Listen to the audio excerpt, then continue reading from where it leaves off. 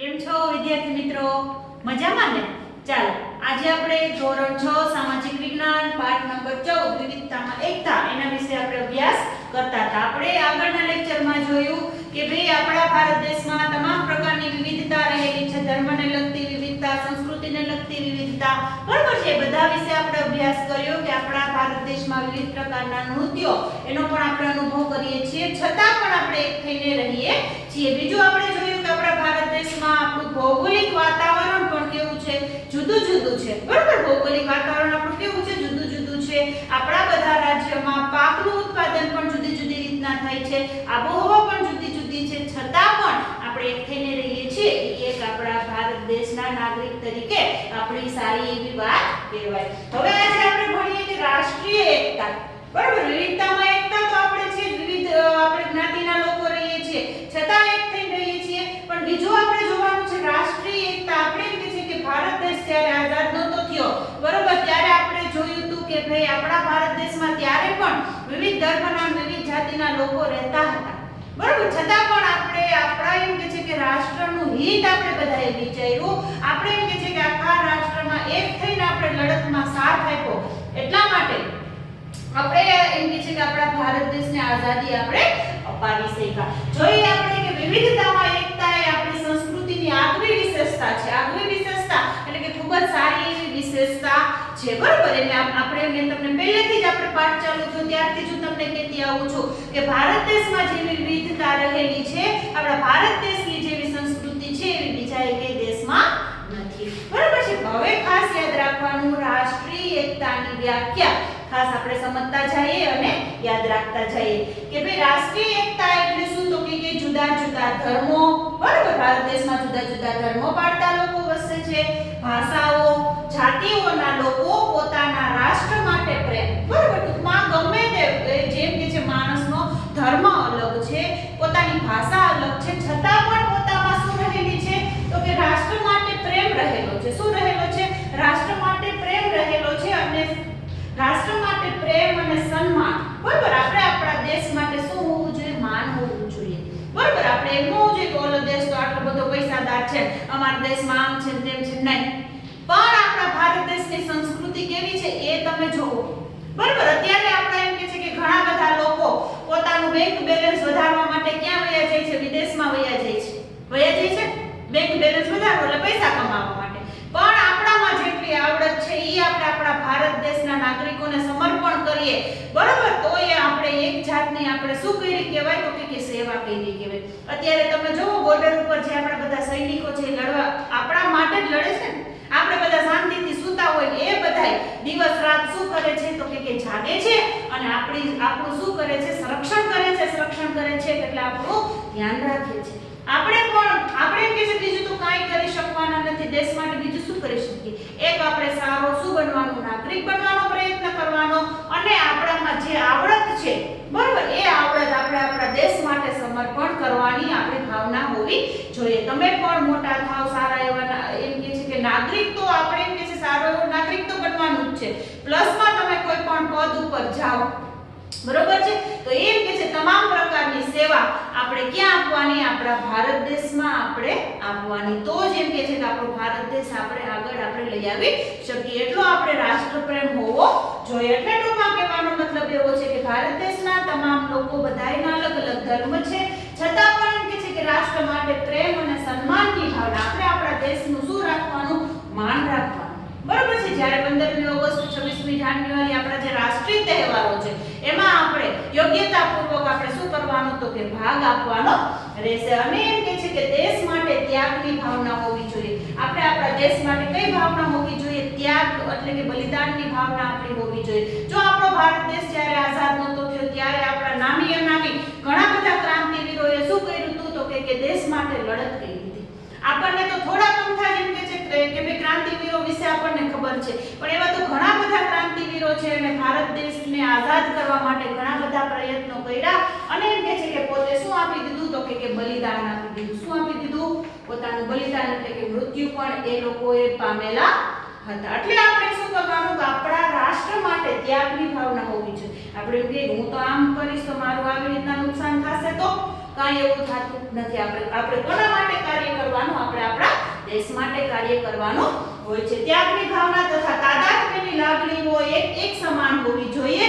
તે આપણી શું છે તો કે રાષ્ટ્રીય એકતા. તાદાત્મ્યની લાગણી એટલે એકબીજાને મદદરૂપ થવાની ભાવના. બરાબર, એકબીજાને શું થવાનું, આપણે કે મદદરૂપ થવાની ભાવના આપણે હોવી જોઈએ. ભલે તે પછી ગમે તે ધર્મનો નાગરિક હોય કે ગમે તે જાતિનો નાગરિક હોય છે, છતાં પણ આપણે આપણા રાષ્ટ્ર માટે એક થઈને લડવું એ આપણી શું છે તો કે રાષ્ટ્રીય એકતા છે. ખાસ આપણે વ્યાખ્યા ફરી વખત યાદ રાખીએ. જુદા જુદા ધર્મો, ભાષાઓ, જાતિઓના લોકો પોતાના રાષ્ટ્ર માટે પ્રેમ અને સન્માન અને દેશ માટે ત્યાગની ભાવના તથા તાદાત્મ્યની લાગણીઓને એક સમાન રીતે જોવે એને શું કહેવામાં આવે છે તો કે રાષ્ટ્રીય એકતા કહેવામાં આવે છે. ખાસ આપણે યાદ રાખવાનો રહેશે. રાષ્ટ્રીય એકતાથી આર્થિક, સામાજિક અને ઔદ્યોગિક ક્ષેત્રે વિકાસ થાય છે. બરાબર, આપણે એમ કહીએ છીએ કે ભારત દેશના લોકો આપણે એક થઈને રહેશું તો આપણે એમ કહીએ છીએ કે ભારત દેશમાં આર્થિક રીતે શું થશે, વિકાસ થશે. આર્થિક એટલે શું તો કે પૈસાની બાબતમાં. બરાબર, આર્થિક એટલે શું તો કે પૈસાની બાબતમાં. જો આપણે બધા અંદરો અંદર ઝઘડે જ રાખશું, બરાબર, તો આપણો ટાઈમ છે કેમાં વયો જશે, એમાં એમ કહે છે કે વયો જશે કે ભાઈ અંદરો અંદર લઈને રાખશું ને આપણે કોઈ પણ જાતનું ઉત્પાદન આપણે કરી શકશું નહીં. આપણે એમ કે છે કોઈ પણ ઉદ્યોગમાં સારું ઉત્પાદન નહીં થાય તો આપણે એમ કે છે કે આપણા દેશમાંથી વિદેશમાં બીજી વસ્તુ આપણે મોકલી શકીશું નહીં અને એના લીધે શું થશે તો કે આર્થિક વિકાસ 50% આપણે કેવા થઈ જશું, પાયમાલ થઈ જશું. એટલે કહેવાનો મતલબ એવો છે કે રાષ્ટ્રીય એકતાથી એટલે કે રાષ્ટ્રના તમામ લોકોની શું રહેલી છે, એકતા રહેલી છે. એટલા માટે આપણા દેશમાં એમ કે છે કે આર્થિક વિકાસ પણ કેવો થાય છે, સારો થાય છે. આર્થિક, સામાજિક એટલે કે સમાજના લોકો પણ એમ કે છે એક થઈને રહે તો એટલે છે સમાજમાં પણ શું થાય છે તો કે સારો એવો વિકાસ થાય છે અને ઔદ્યોગિક ક્ષેત્રે ઉદ્યોગોમાં પણ સારો એવો વિકાસ થાય છે જેના લીધે આપણે સારી એવી આવક મેળવી શકીએ છીએ. એટલે રાષ્ટ્રીય એકતા જો આપણે બધા એક હશું તો આપણામાં એમ કે છે કે બહોળો એવો વિકાસ થવાની શરૂઆત થઈ જશે.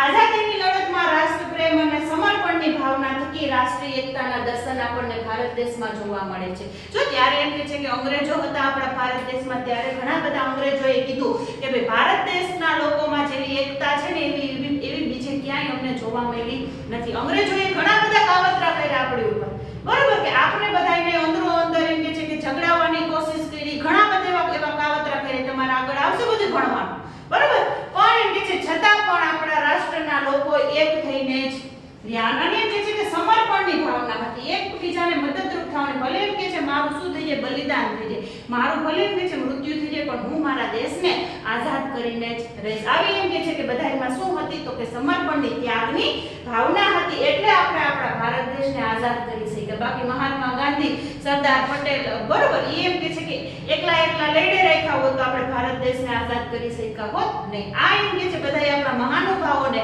સાથ આપવાનું કામ કોણે કર્યું તો કે ભારત દેશની પ્રજાએ કર્યું.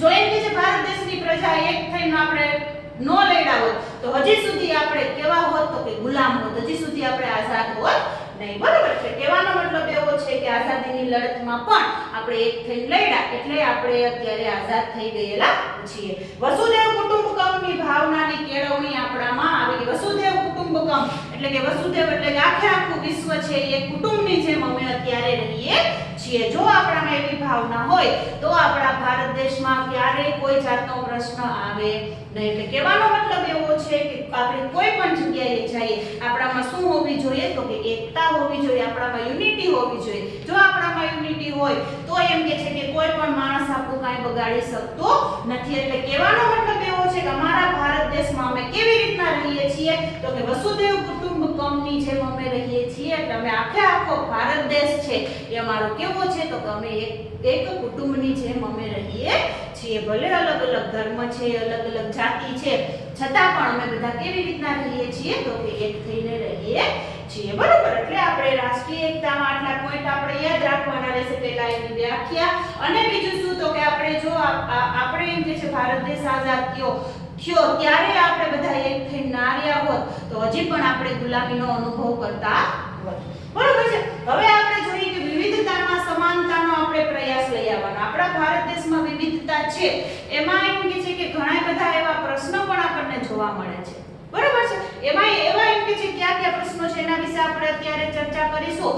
પણ એમ કે છે કે એમાં આપણે શું લઈ આવવાનું તો કે સમાનતા લઈ આવવાનો પ્રયત્ન કરવાનો છે. આપણો ભારત દેશ આવડો મોટો છે તેમાં બધા એક જ સમાન રીતે રહેતા હોય એવું આપણને જોવા મળતું નથી. તો ભારત દેશમાં વિવિધતાને લીધે એવા ઘણા બધા જે પ્રશ્નો છે એના વિશે આપણે આજે ચર્ચા કરીને એ જે બધા પ્રશ્નો છે બરોબર એ એમ કે છે બધા સમાન રીતે રહે એવો આપણે પ્રયત્ન કરવાનો રહેશે. આપણે બીજું જોઈએ કે વિવિધતાને લીધે દેશમાં અમીર ગરીબ બરોબર વિવિધતાને લીધે દેશમાં કયા પ્રશ્નો આવ્યા તો કે અમીર ગરીબ. ઘણા લોકો કેવા છે અમીર છે, ઘણા લોકો ગરીબ, ઘણા લોકો પૈસાદાર, ઘણા લોકો ગરીબ છે. ત્યાર બીજું ક્યાં ભેદભાવ છોકરા છોકરીઓનો ભેદભાવ. છોકરાઓને શિક્ષણ આપવામાં આવે છે, છોકરીઓને શિક્ષણ આપવામાં નથી આવતું બરોબર છે. ત્યાર પછી સાક્ષર નિરક્ષર ઘણા લોકો ભણેલા છે, ઘણા લોકો અભણ છે. જેના લીધે શું થાય છે તો કે જે લોકો ભણેલા છે એમ કે છે કે સારું એવું કમાઈ શકે છે, જે લોકો અભણ છે એ એમ કે છે પોતાની જીવનશૈલી કેવી હોય છે તો કે નબળી હોય છે, જે સારું જીવન જીવી શકતા નથી. બીજું શું તો કે શહેરી અને ગ્રામીણનો ખૂબ જ અત્યારે આપણે જોવા મળે છે કે ભાઈ શહેરમાં તમામ પ્રકારની સગવડો મળે છે, ગામડામાં સગવડ મળતી નથી. એટલા માટે લોકો ધંધા રોજગાર કરવા માટે લોકો ક્યાં જાય છે તો કે શહેરમાં જાય છે. અને ગામડામાં શું હોય છે તો કે ખેતી હોય છે બરોબર. ખેતી એમ કે છે કે જેટલા એમ કે છે ધંધા બધા શહેરોમાં મળે છે એટલા બધાય ધંધા ગામડામાં મળતા નથી. એટલા માટે લોકો ક્યાં આકર્ષાય છે તો કે શહેર તરફ આકર્ષાય છે બરોબર. ત્યાર પછી બીજું શું તો કે જ્ઞાતિ આધારિત આપણને ઘણા બધા ભેદભાવો જોવા મળે છે. આપણે ખાલી હિન્દુ ધર્મ છે, હિન્દુ ધર્મમાં પણ આપણે અલગ અલગ પ્રકારની જ્ઞાતિઓ છે બરોબર. તમે આ તમે તે અમે તમારાથી અભડાઈએ ના તેના આવું ઘણી જગ્યાએ આપણને આવું જોવા મળતું હોય છે. ક્યાંથી આવું બધું કરવાનું એમ કે છે કે ભાઈ જ્ઞાતિ આધારિત ભેદભાવ કરવાનું કાર્ય કોણે ચાલુ કર્યું? આપણે પોતાએ જ ચાલુ કર્યું, માણસોએ જ ચાલુ કર્યું છે. એટલે આવા ભેદભાવો આપણને જોવા મળે છે કે જેના લીધે આપણી રાષ્ટ્રીય એકતા જળવાતી નથી બરોબર છે. બીજું આપણે જોઈએ કે પ્રારંભિક સમાજ રચનાના કેવી રીતના હતી તો કે વ્યવસાય આધારિત હતી. પ્રારંભિક એટલે કે શરૂઆતમાં બરોબર જ્યારે આપણો ભારત દેશ આઝાદ નહોતો થયો ત્યારે એમ કે છે કે સમાજની રચના કેવી રીતના થયેલી હતી? વ્યવસાય આધારિત બરોબર. વ્યવસાય એટલે કે ધંધા આધારિત બરોબર. જે એમ કે છે કે જે વ્યવસાય કરતો હોય એના આધારિત સમાજની રચના કરવામાં આવેલી હતી બરોબર. તો એના લીધે શું થયું તો કે ઘણા લોકો અમીર થઈ ગયા, ઘણા લોકો ગરીબના ગરીબ હજી સુધી પરિસ્થિતિ એવી ને એવી જ છે. એટલે કહેવાનો એટલે હજી આ એક પણ આપણો કયો છે માઈનસ પોઈન્ટ છે. હવે તો જો કે આપણા બંધારણમાં એવો કોઈ જાતનો ઉલ્લેખ નથી કે ભાઈ તમે આ ધંધો કરો છો તો તમારે એમ કે છે જ્ઞાતિ આજ એવું અત્યારે ક્યાંય આપણા એમ કે છે બંધારણમાં આવું અત્યારે જોવા મળતું નથી. પણ આ તો પ્રારંભિક એટલે કે શરૂઆતમાં બરોબર છે. શરૂઆતમાં એમ કે છે કે જ્યારે આપણી સમાજ રચનાની શરૂઆત થઈ ત્યારે વ્યવસાય આધારિત હતી. તેથી આજે ઘણા સમુદાયો આર્થિક રીતે પછાત છે. ઘણા સમુદાયો ઘણા એમ કે છે કે જે બધી ઘણી જ્ઞાતિઓ છે જે આજે આર્થિક રીતે કેવી રહી ગઈ છે તો કે પછાત રહી ગઈ છે. સૌને સમાન મફત અને ફરજિયાત શિક્ષણ બરોબર. સૌને એમ કે છે કે સમાન રીતે આપવામાં આવે છે. બધાને એક જ સરખું કોઈ પણ જાતનો એમાં ભેદભાવ રાખવામાં આવતો નથી બરોબર. બધાને એમ કે છે કે ફરજિયાત અને એમ કે છે મફત શિક્ષણ. ત્યાર પછી બીજું આપણને શું મળે છે તો કે ગ્રામ્ય સડકો. ગામડામાં પણ અત્યારે એટલી ગામ એવું નથી કે જ્યાં એમ કે છે કે સડક હોય નહીં કે ભાઈ જ્યાં કાચા રસ્તા હોય. બીજું શું તો કે સરકારે નિયમ કર્યો કે 6 થી 14 વર્ષના બાળકોને મફત અને ફરજિયાત શિક્ષણ આપવાનું. ફરજિયાત એટલે જેના લીધે કોઈ પણ બાળક છે એ શિક્ષણથી વંચિત રહે નહીં. બીજું શું કર્યું તો કે પ્રાથમિક આરોગ્ય કેન્દ્ર એટલે કે સરકારી દવાખાનાની વ્યવસ્થા કરવામાં આવી કે જે લોકો પાસે સગવડ નથી બરોબર એ લોકો શું કરે તો કે સરકારી દવાખાનામાં જઈને અને તમામ પ્રકારની દવાઓ છે અને કે છે તમામ પ્રકારના રોગ છે એની નાબૂદી કરાવી શકે છે. કોના માટે કર્યું આવું બધું તો કે આપણે આ બધાય જેમ કે છે લોકો છે એના માટે કર્યું. ત્યાર પછી એમ કે છે કે નાના ગામથી મોટા શહેરમાં સુધી બધાને શું મળે છે અત્યારે તો કે વીજળી મળે છે. જો પહેલાના જમાનામાં એવું હતું બરોબર. જેમ જેમ સમય પસાર થતો ગયો એમ એમ કે છે વીજળી છે એ આપણને બહોળા પ્રમાણમાં મળવા માંડી છે. ત્યાર પછી પીવાના પાણીની સગવડ બરોબર. બધા લોકોને શું મળવા માંડ્યું તો કે પીવાનું પાણી છે એની વ્યવસ્થા થવા માંડી. અત્યારે જો ગામડા છે એ પણ શહેર કરતા કેવા થઈ ગયા છે? આધુનિક થઈ ગયા છે.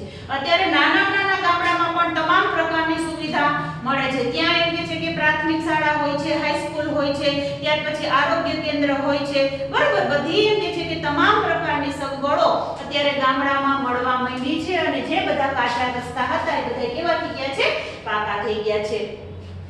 સમાનતાના અધિકારથી સૌને રાષ્ટ્રપ્રેમમાં સમાન તક, ન્યાય અને દરજ્જો મળે છે, બરોબર. આપણે એમ કે છે કે ભારત દેશનું બંધારણ થયું ત્યારે એમ કે છે કે શેનો દરજ્જો આપણને મળ્યો, તો કે સમાનતાનો દરજ્જો મળ્યો, કે બધાય લોકો એક છે અને જેના લીધે બધાય લોકોને સમાન રીતે શું મળ્યું, તો કે રાષ્ટ્રમાં સમાન તક, બધાય લોકોને એક સરખી તક આપણને મળવા માંડી. એવું નહીં કે આલો ભાઈ પૈસાવાળા છોકરાઓને વધારે તક મળે, ગરીબના છોકરાઓને ઓછી તક મળે, એવું નહીં, બરોબર. બધાયને એક સરખી સમાન શું મળવા માંડી, તક મળવા માંડી અને સૌને સમાન ન્યાય મળવા માંડ્યો અને સૌને સમાન દરજ્જો એટલે કે પદ મળવા માંડ્યું છે. આ એમ કે છે કે ક્યારથી શરૂઆત થઈ, તો કે જ્યારે ભારત દેશ આઝાદ થયો પછી આપણા બંધારણની રચના કરવામાં આવી, ત્યાર પછી આવા સરસ મજાના આપણને નિયમો બનાવ્યો. કયો નિયમ, તો કે સમાનતાનો, બરોબર. સમાનતાને લીધે આપણી રાષ્ટ્રીય એકતા વધારે એમ કે છે કે જળવાઈ રહે છે.